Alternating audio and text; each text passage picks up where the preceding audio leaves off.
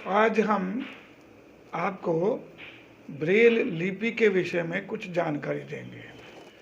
Braille लिपि का उद्भव विकास तो बहुत पहले से चल रहा था, लेकिन सन 1784 में जब पेरिस में वेलेंटाइन रॉय ने एक विद्यालय खोला, तब से इसकी प्रक्रिया प्रारंभ हुई।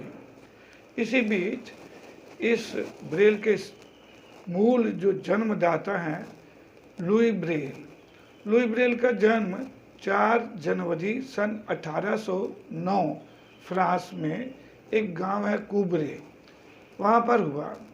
ये कूबरे गांव जो है, ये साधारण परिवार के लोग ही यहाँ रहा करते थे। लुई ब्रेल के पिता जीन साजी का काम किया करते थे। जब ये बच्चा 6 वर्ष का हुआ तो वो अपने पिता के औजारों से खेल रहा था। अचानक दाईं आंख में एक नुकीला सुआ उसकी आंख में लग गया। वो एक आंख से रह गए, उनकी एक आंख चली गई। 1814 में national institute for the visual, वो जो ब्लाइंडों के लिए खोला था, national institute for the blind, उसमें उनको भर्ती किया गया। उनकी पंजीकृत संख्या जो 1814 में पाई जाती है। इस विद्यार्थी की ये छात्र बुद्धिमान रहे।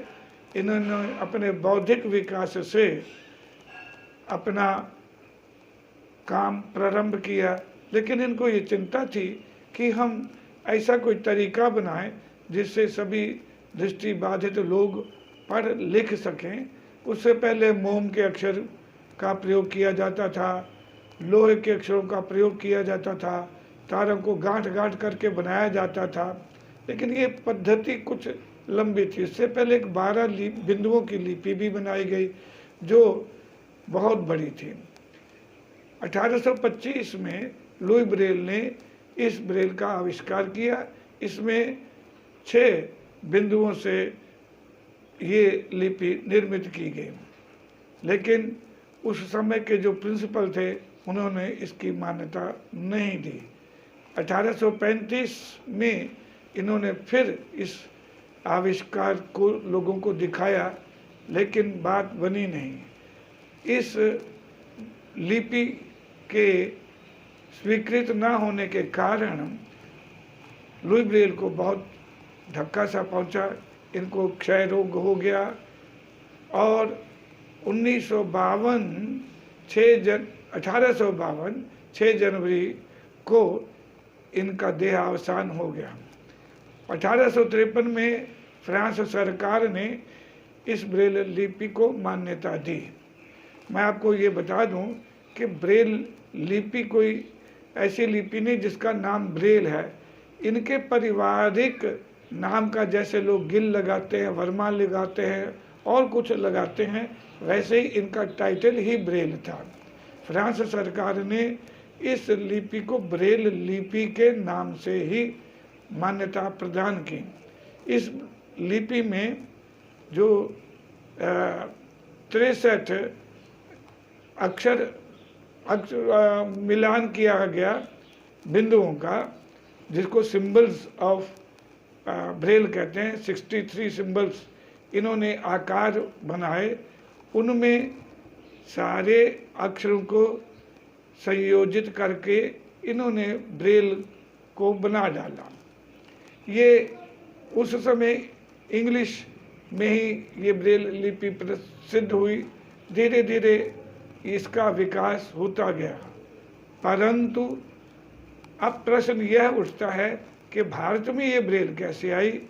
जब द्वितीय विश्व युद्ध प्रारंभ हुआ, उसके बाद समापन हुआ, तो सन 1948-49 में एक ऐसे संस्था की स्थापना की जिसमें जो व्यक्ति दृष्टि खो चुके थे, सिपाही खो चुके थे, सरकार ने सोचा इनके लिए कुछ किया जाए।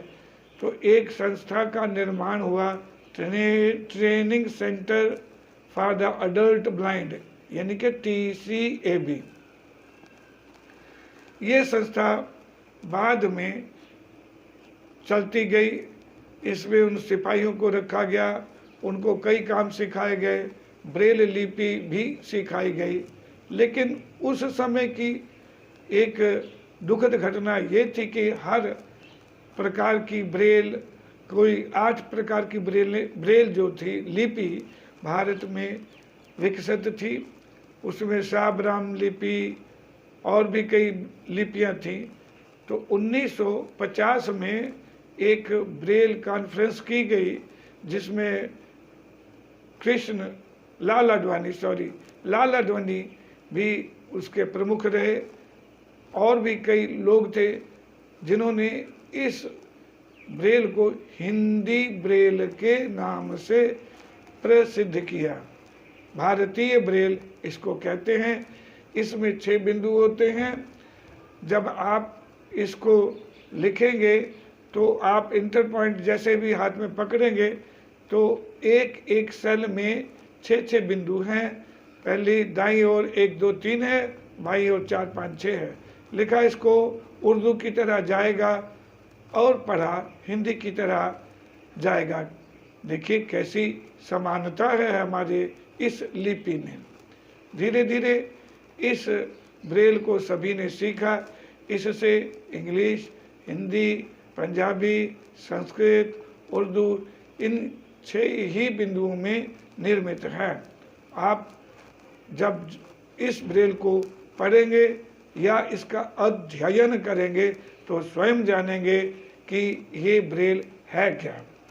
इस ब्रेल का सबसे सरल ढंग यही है कि लोग पहले छोटी सरल से सुगम से कठिन की ओर, जटिल की ओर जाते हैं। एक सूत्र है, उसकी विधा पर ब्रेल वेताओं ने इंग्लिश का जो है एक रूपरेखा तैयार की, जिसमें एक A, 12B, 14C, 145D, 15E, 124F, 1245G, 125H, 24I, 245J, 13K, 123L, 134M, 1345N, 135O, 1234P, 12345Q, 1235R, 23S, 2345T,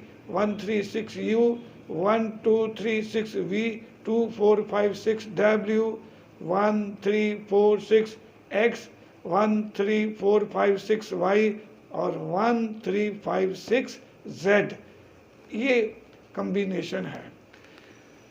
मैं आपको ये भी बता दूं, इंग्लिश भाषा आप संसार के किसी भी देश में अगर लिखेंगे, कोई लेटर या कोई व्यवहार चाहेंगे लिखना, साहित्य पढ़ना चाहेंगे, तो ये सारे विश्व में ये प्रसिद्ध है। बाद में हिंदी लिपि का कुछ अलग ही हिसाब है। इसमें पंक्चुएशन भी है, चिन्ह भी हैं। जैसे पूर्ण विराम देना हो, फुल स्टॉप 256 है, ब्रैकेट का 2 3 5 6 है, ब्रैकेट बंद और खुलने का, और युग रेखिका जिसको इंग्लिश में हाइफन भी कहते हैं 3 6 है, डैश 3 6 है, कॉलन 2 5 है, सेमी कॉलन 2 3 है, अर्ध जो अल्प विराम, अर्ध विराम जो है, कॉमा जिसको कहते हैं 2 है, और बिगन प्रश्नवाचक 2 3 6 है, जिसको इन्वर्टेड बिगन कहते हैं, शुरू कहते हैं, वो भी 2 3 6 है, कॉमा बंद 3 5 6 है। मैं आगे चल करके इसकी विस्तृत जानकारी और भी दूंगा।